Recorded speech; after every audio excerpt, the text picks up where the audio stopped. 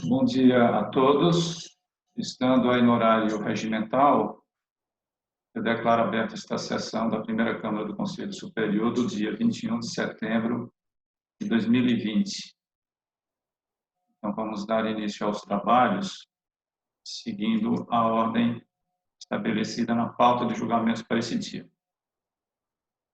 Então, vamos fazer primeiro o processo de relatoria do Dr. Vitor, processo da Estrela Distribuidora. Representante é o Dr. Fabiano, não é? Ok, então vamos anunciar neste processo, vamos ver os votantes aqui, né, licença. Tinha o Dr. Vitor, depois a doutora Andréia vota, o Dr. Mário, M. César, Glaucia, André, Cícero, Marcos, Evandro, Simão. Ok? Estamos aí em 12, certo? Então vamos anunciar o recurso do contribuinte para o Conselho Superior, número 1697 de 2020. Em que é sujeito passivo Estrela Distribuidora de Eletrodomésticos Limitada. A advogada desse processo é a doutora Rosineire Negre da Silva, que não se faz presente, o representante da Fazenda Pública, o doutor Fabiano Gomes de Paula, que está aí a postos, e o relator é o doutor Vitor Augusto Faria Morato, a quem eu peço que, quando tiver condições, por favor, profira esse relatório. Bom dia a todos, senhor presidente. A questão aqui é muito simples, porque o caso é de sobrestamento, né? O processo trata aí, um dos assuntos dele é a súmula 166 do STJ, das transferências. Então, a proposta é de resolução sobrestamento até 31/12 do corrente ano. Ok, o revisor do doutor então, se sairia, doutor Vitor, com resolução do conselheiro relator, é isso? Não, né?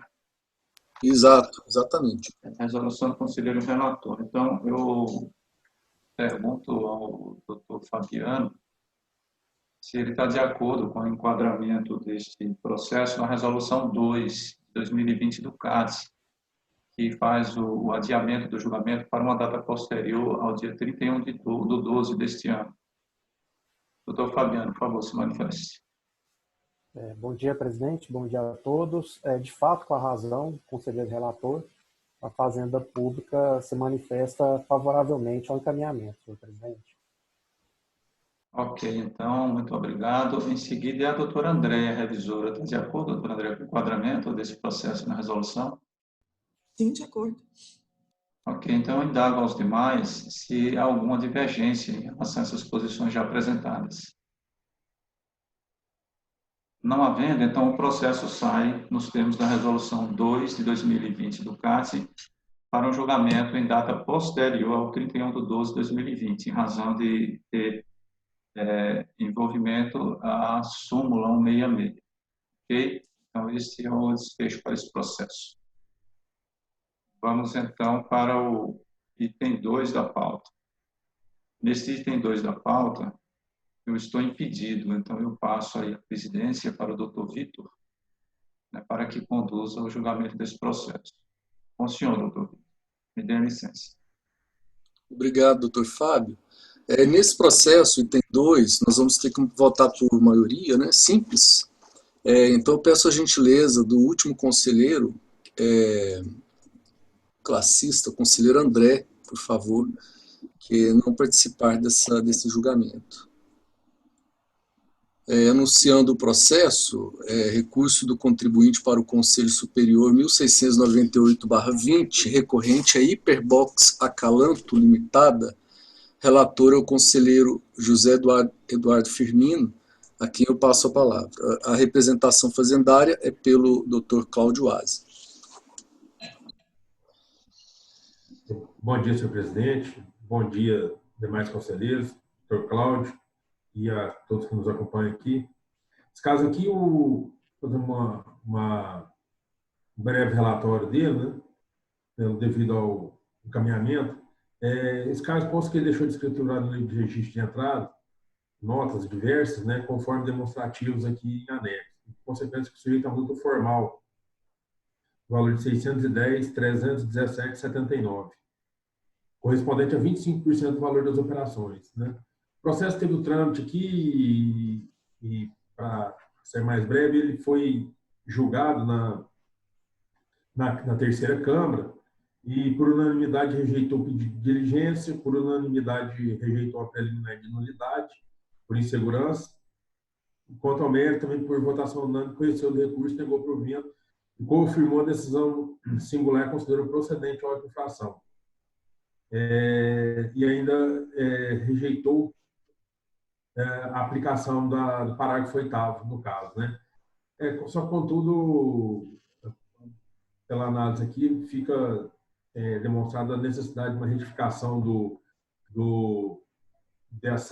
desse julgamento cameral. Faltou parte da fundamentação dessa decisão, né? Então, conforme ficou já conversado, seria para o retorno, para a retificação dessa decisão, né? Seria isso mesmo, conselheiro Evandro? Bom dia. Conselheiro Evandro? Isso, presidente.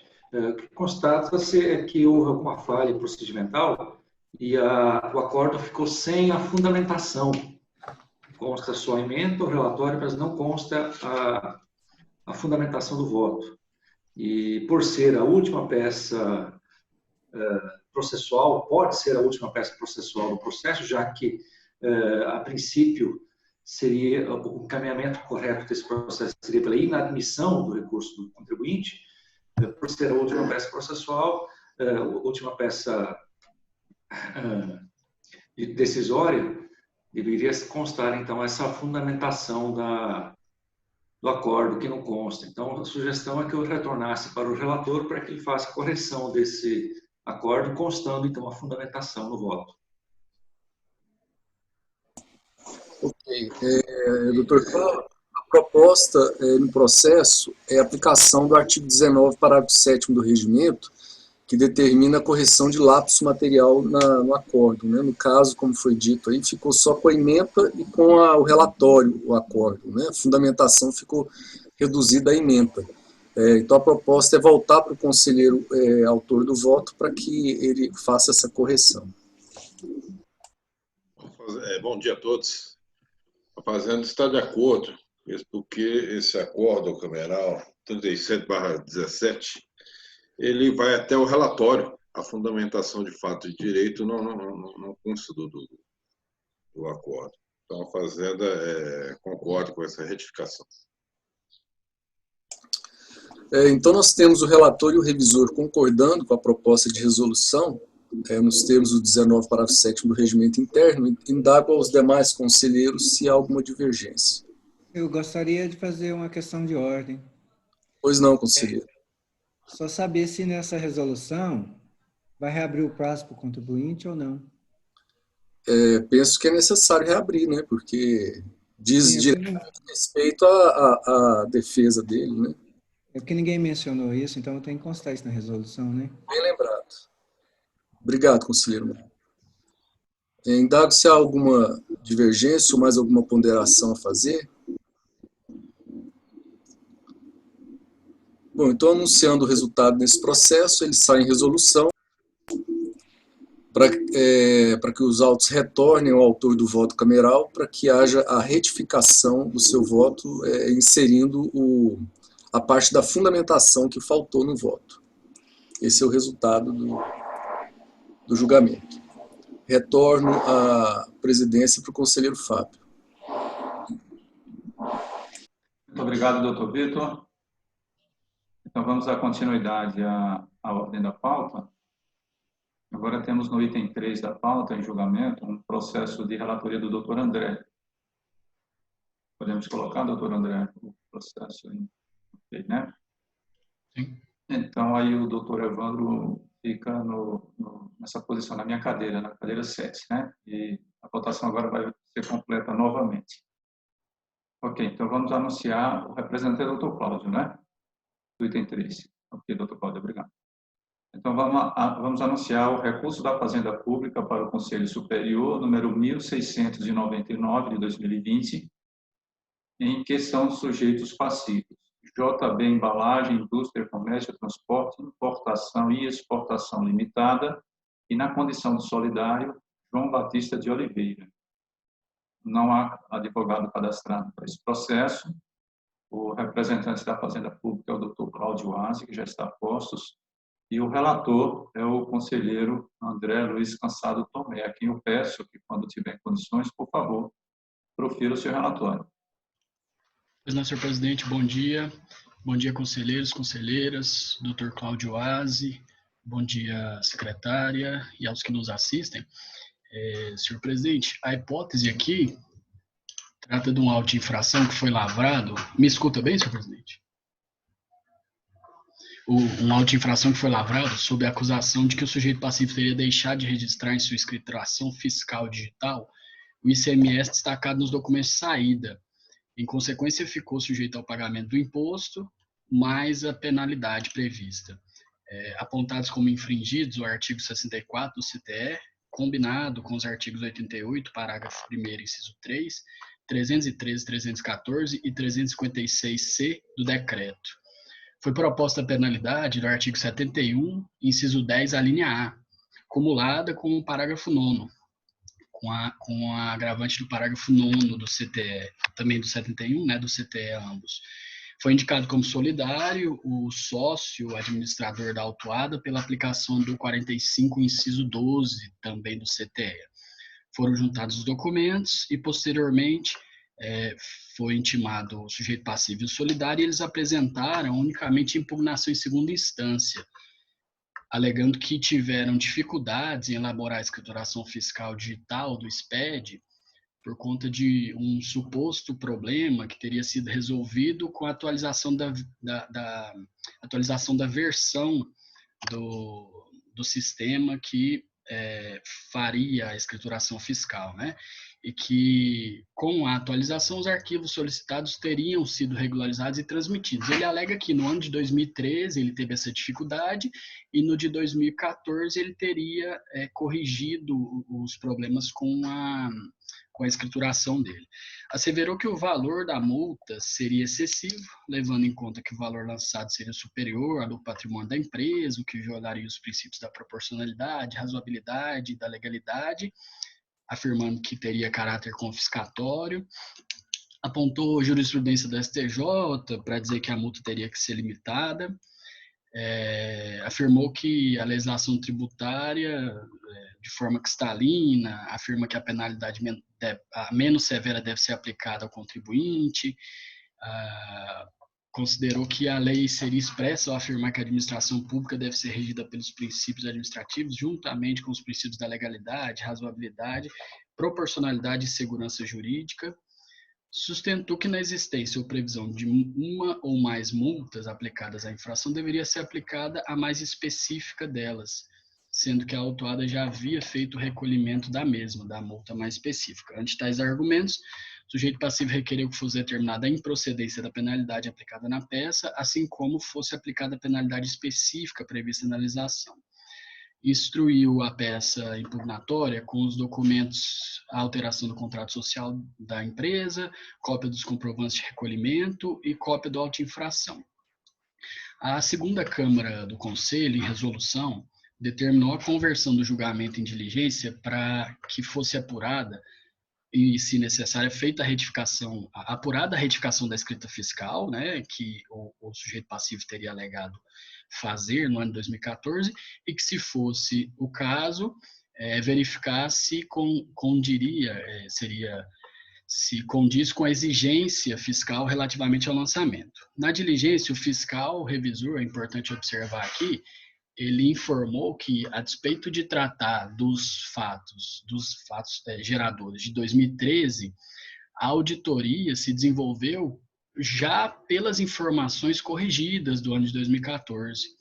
Então, que não haveria falar em equívoco no lançamento. Ele diz que não haveria controvérsia nos arquivos por já ter levado em consideração essas informações que o sujeito passivo trouxe, corrigidas, e que teria que fazer apenas uma consideração. Quanto ao mês de dezembro de 2013, se considerado o arquivo enviado após o início da ação fiscal, o valor do ICMS destacado nos documentos fiscais de saída e não escriturados passou a ser de R$ 405,95, conforme relação de notas fiscais eletrônicas não registradas. Quanto ao período compreendido entre janeiro e novembro de 2013, não houve ajuste a realizar, pois a auditoria se desenvolveu com base nos arquivos já retificados, como eu havia afirmado, sendo que após a ação fiscal não houve outras retificações para o período. Os sujeitos passivos foram intimados e apresentaram a alegação de que no período relativo à omissão que ocasionou a emissão da auto-infração, muitos empresários no Brasil teriam tido dificuldades para operar o aplicativo do SPED fiscal e em razão da complexidade para a implementação do sistema. Aduziu um grande número de contribuintes que padeceram da complexidade do sistema e que, por isso, as omissões não teriam decorrido de negligência do empresário, mas sim das dificuldades na operação da escrituração digital naquela época. E, afinal, requereu a adequação da penalidade. Levada a julgamento, a quarta Câmara decidiu por maioria acolher a preliminar de exclusão do solidário da lide e, quanto ao mérito, também por maioria conhecido o recurso para dar parcial provimento, corrigindo o lançamento naquele mês que a revisão observou a incorreção e reduziu o valor do ICMS para R$ 190.689,47, permanecendo a penalidade do 71, inciso 10, a linha A, para o referido mês. O acórdão apresentou as razões de exclusão do sócio, apontando que a hipótese seria de mera inadimplência e que não teria ali os requisitos suficientes para incluir o sócio. E, quanto ao mérito, manteve o lançamento procedente. Intimados, o sujeito passivo quedou-se inerte, não apresentou recurso e a representação fazendária, por sua vez, apresentou recurso unicamente quanto à exclusão do solidário, afirmando que a reinclusão do sujeito passivo teria supedâneo no artigo 45, inciso 12 do CTE, que seria decorrência, sob a ótica da representação fazendária, da aplicação da solidariedade objetiva assentada no artigo 124, que abrangeria as pessoas que tenham interesse comum na situação que isso constitua o fato gerador da obrigação principal. Entendeu que não seria necessário provar o dolo ou a culpa do sujeito passivo por solidariedade, isso está entre aspas, basta provar o liame entre a conduta comissiva ou omissiva do sujeito passivo e o resultado. Informou, por fim, que a hipótese não trataria de simples inadimplemento da obrigação, mas de infração à legislação tributária por não escriturar na EFD o ICMS destacado no documento fiscal quando a sua emissão e, consequentemente, não promover a apuração do tributo. Por essas razões, requereu a reinclusão do sujeito do coobrigado na lide. Esse é o breve relatório, senhor presidente. Aqui eu vou antecipar o meu voto para facilitar a manifestação e otimizar a nossa sessão. Uma vez que o acórdão cameral foi proferido por unanimidade, é plenamente cabível o recurso da representação fazendária, não há o que se discutir sobre a admissibilidade. Quanto ao mérito, assiste razão sim à representação fazendária e cabe aqui a reinclusão do solidário, isso porque a hipótese não é de mero inadimplemento de tributo, como consta do acórdão cameral com a devida vênia. A hipótese aqui é de ausência de informação das saídas das mercadorias do sujeito passivo, que deixou de registrar a escrituração dos documentos de saída. E isso reflete aí uma infração que não é mera ausência de pagamento de tributo. A não informação retira do fisco a possibilidade dele lançar o tributo, e essa informação é crucial para a apuração. Por essa razão, entendo, sim, que deve reincluir o sócio administrador e deve ser feita, ao final, uma adequação da penalidade. Isso porque a penalidade proposta aqui inicialmente do 10A do artigo 71 parece, na verdade, a do artigo 71A, que veio posterior, veio em 2018, se não me engano, parece ser mais específica para a hipótese. Então, a sugestão é de aplicação do artigo 71A, o inciso 4, a linha B, com a majoração do parágrafo 7º, inciso 1, de 60%. Já apresento essa sugestão aí de penalidade, de adequação da penalidade, para que a representação fazendária possa se manifestar. Se for preciso, com o auxílio aqui do conselheiro Cícero, meu revisor, foram feitos os cálculos e posso apresentar o cálculo depois, ou agora mesmo, se o senhor presidente entender, para a representação fazendária se manifestar. Seria melhor antes os valores, doutor André. Eu Ah, também já, ó, peço que faça devagar, porque eu também já vou anotar aqui na ficha de votação.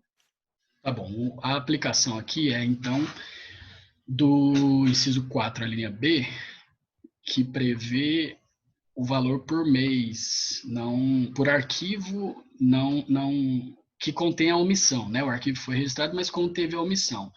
Então, para a época, era o valor de 690 para cada arquivo. Foi um em cada mês do ano 2013, são 690 vezes 12, dá 8.280. Com a aplicação do parágrafo 7º, 60% sobre o valor, daria aí mais a soma de 114.413,68. O total, somando esses dois, seria 122.693.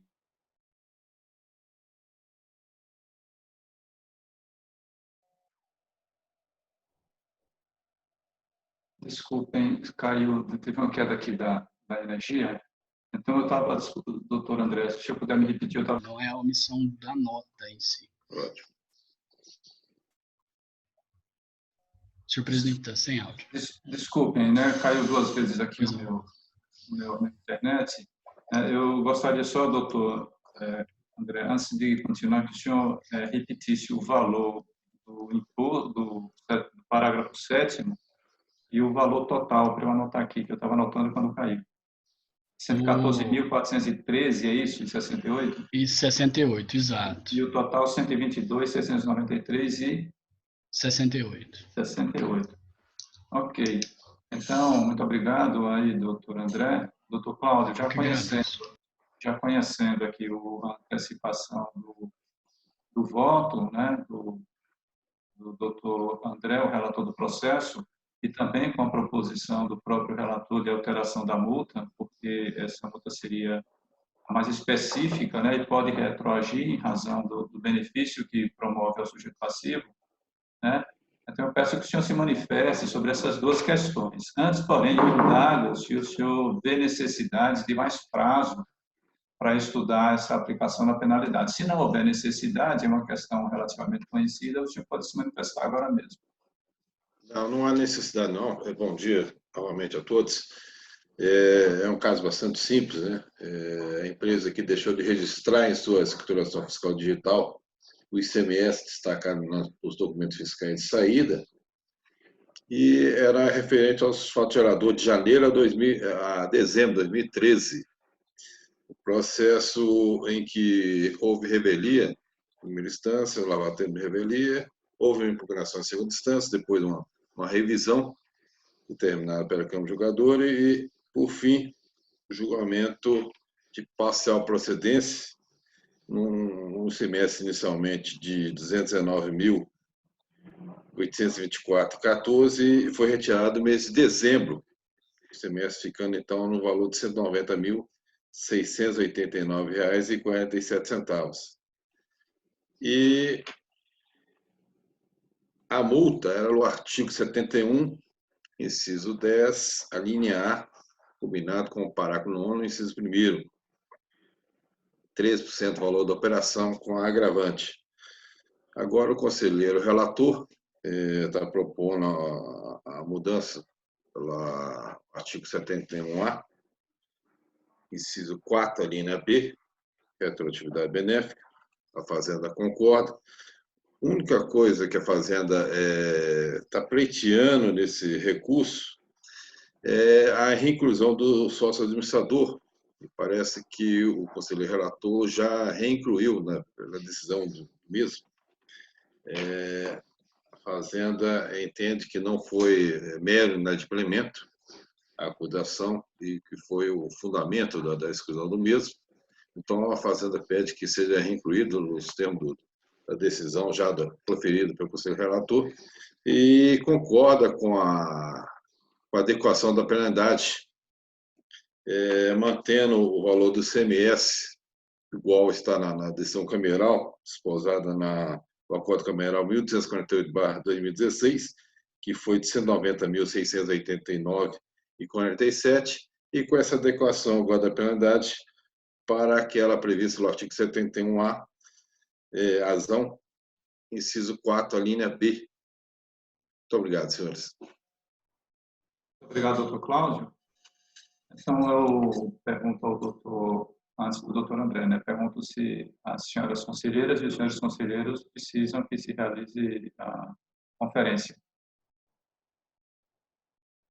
Não havendo necessidade, então eu peço ao doutor André que complete, se for o caso, ou então confirme os seus votos quanto à reinclusão do solidário e adequação da penalidade para aplicação do artigo 71A, inciso 4, a linha B, cumulativamente com o parágrafo 7º, né, desse mesmo artigo, todos do Código Tributário Estadual, de forma que resulta numa multa total de R$ 122.693,68. Então, pergunto se tem alguma complementação e, se tiver, por favor, que o faça.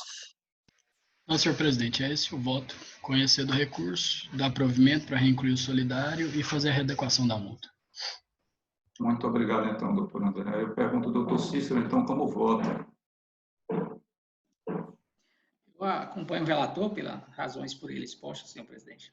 Muito obrigado, doutor Cícero. Então, parece que a questão é relativamente simples, então eu vou tentar ser mais econômico e perguntar às senhoras conselheiras e aos senhores conselheiros que ainda não votaram se tem alguma posição divergente das apresentadas pelo relator, revisor e com a concordância da Fazenda Pública. Então, não havendo nenhuma posição divergente, nós podemos anunciar o resultado para o julgamento deste processo.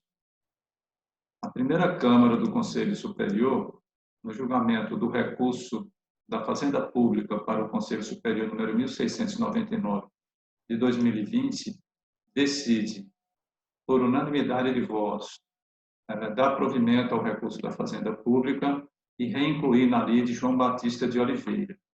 E também, por unanimidade de votos, decide acolher a proposta de adequação da penalidade formulada pelo conselheiro relator para que seja aplicada a penalidade prevista no artigo 71A, inciso 4, a linha B, com o parágrafo 7º do mesmo artigo, todos do Código Tributário Estadual, de forma que o valor total da multa a exigir seja de R$ 122.693,68. Este é o resultado para o julgamento deste processo. Então, vamos passar para o item 4 da pauta. É um processo de... Obrigado, doutor Cláudio. É um processo de relatoria da doutora Gláucia, no lugar da doutora Virgínia. Então, o representante é o doutor Aldenir, né? Ok. Então, vamos anunciar o recurso da Fazenda Pública para o Conselho Superior, número 1700 de 2020, em que é sujeito passivo Lucas da Silva Moreira, microempresa. A advogada desse processo é a doutora Gislaine Alves de Oliveira Prado, que não se faz presente, e o representante da Fazenda Pública é o doutor Aldenir Vieira, que já está a posto. A relatora, a quem eu peço que, quando tiver em condições, por favor, profira o seu relatório, é a doutora Gláucia Félix Bastos Cruzeiro. Por favor, doutora. Ok, senhor presidente. Só um minutinho, por favor. A acusação fiscal nos autos é de que o sujeito passivo deixou de escriturar no livro Registro de Saída relativo à FD, no exercício de 2013, a totalidade dos documentos fiscais de saídas, conforme demonstrativos, né, anexados aos autos. E, em consequência, está sendo exigida a multa formal percentual de 13% sobre o valor das operações realizadas. Devidamente intimado em primeira instância, o sujeito passivo ele ingressa com impugnação às folhas 24 e 33 dos autos. O julgador singular conhece da impugnação, nega-lhe provimento e julga procedente o auto de infração. Em face da decisão singular, né, o sujeito passivo ele interpõe recurso voluntário, em síntese, com os seguintes fundamentos. Ele defendeu que os produtos são sujeitos à substituição tributária, que encontram-se na própria mídia, né, e que dessa forma fica devidamente comprovado que não houve falta de pagamento de imposto.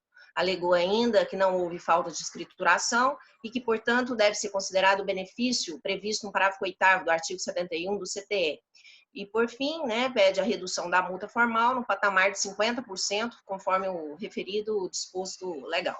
A primeira Câmara Julgadora decidiu, por maioria de votos, conhecer do recurso, dar-lhe provimento para reformar a sentença singular e considerar improcedente o auto de infração. tendo em vista que o presente auto está contido no auto de infração número 40, 11, 50, 14, 29, 716, que vai ser o processo, senhor presidente, que a gente vai julgar em seguida. Né? Então, a Câmara Julgadora entendeu aí que houve uma duplicidade e considerou improcedente, né, o auto de infração. Este é o relatório, senhor presidente. Doutora Gláucia, eu até havia anotado aqui de julgar o processo do item 5 primeiro do que esse. A senhora vê a necessidade de a gente alterar a ordem de julgamento para julgar primeiro o processo da doutora Andréa? Se não me engano, eu acho que o representante da Fazenda, face à súmula 02 do CAT, eu acho que ele vai pedir até, né, a retirada do recurso. Desse processo? Dos dois processos. Eu até queria ouvir a representação fazendária. Né? Mas, assim, o meu processo foi considerado improcedente porque a multa ela foi convertida, a multa ela foi por arquivo. Né? Nesse processo está sendo reclamado a falta de registro da nota fiscal de saída. No processo seguinte, a falta de registro de nota fiscal de entrada. Então, pela penalidade ter sido convertida por multa formal por falta de arquivo, né, a Câmara Julgadora entendeu aí que estava ocorrendo a duplicidade. Então, nesse caso, eu entendo que é a matéria da súmula 002 do CAT. Dessa forma, a Câmara Julgadora votou correto, né? Votou conforme o entendimento da súmula que veio a posteriori. Ok, então vamos ouvir a Fazenda Pública. Doutor Aldenir, por favor, por 10 minutos. Bom dia, senhor presidente. O som está ok, presidente? Está ótimo. Bom dia, senhores conselheiros, senhoras conselheiras, colegas da representação fazendária. Nossa secretária, bom dia e bom dia a todos do YouTube. Exatamente, doutor presidente. O encaminhamento vai ser o que a doutora conselheira já anunciou, né? Esses processos, claro que devem ser julgados conjuntamente, porque esse primeiro é falta de registro das notas fiscais de saída, né? Esse da Gláucia, da doutora Gláucia. O outro é a falta de registro das notas fiscais de entrada. Ambos em relação à FD de 2013, né? Essa empresa, ela é obrigada a escriturar a AFD dela a partir de 2012. Então, a autoridade fiscal fez um auto para cada operação das saídas e das entradas. Esse da saída, a Câmara Julgadora, ela improcedeu, a maioria, né? Entendendo que essa multa já estava contida no outro processo. E por conta disso, dessa duplicidade, ela entendeu que ia proceder esse processo das notas fiscais de saída e proceder o outro das notas fiscais de entrada, porque elas foram autuadas referente ao mesmo período, né? Então, ela procedeu esse processo relativamente às notas fiscais de saída. A Fazenda, na época, fez o recurso, né, contra essa decisão, discordando, mas por conta da superveniência da súmula, né, que condensou esse entendimento da multa por arquivo, a Fazenda vai retirar o recurso desse aqui, né? Já adianto que vou retirar do outro também, porque o outro, a Fazenda entende que deve ser adotada a decisão cameral. Então, em relação a esse, a Fazenda retira o recurso, né, para confirmar a improcedência desse lançamento. Obrigado, senhores. Ok, doutor Aldenir, muito obrigado. Então, havendo a retirada do recurso, o processo sai do julgamento, né? Nós não continuaremos aí com o julgamento do processo. Ok, então vamos com o despacho da presidência. Isso vai ser, esse processo vai ser retirado da pauta por falta de motivação para o julgamento. E também, né, já antecipando aí, né, economizando, o doutor Aldenir também é o representante da Fazenda Pública do processo seguinte, item 5, né, doutor Aldenir? Sim. Já antecipou também a retirada do recurso? Isso? Sim, sim, e esse vai ser procedência parcial, né, com os cálculos da súmula, né? Com a retirada do recurso, a gente nem olha, nem julga o processo, né? Exatamente. A doutora Andréa, que é a relatora do processo do item 5, então a Fazenda Pública retirou também o recurso do item 5, tá? Então, os dois processos do sujeito passivo Lucas da Silva Moreira, eles saem de julgamento com despacho da presidência. Ok? De acordo, doutor André, é isso mesmo? Doutora Gláucia também, né? Ok, então, com essa solução para os itens 4 e 5, nós encerramos a nossa pauta de julgamento. Não temos retorno hoje, então eu convoco as senhoras conselheiras e os senhores conselheiros para uma nova sessão amanhã, no mesmo horário, às 8h30. Muito obrigado a todos. Obrigado e boa sorte.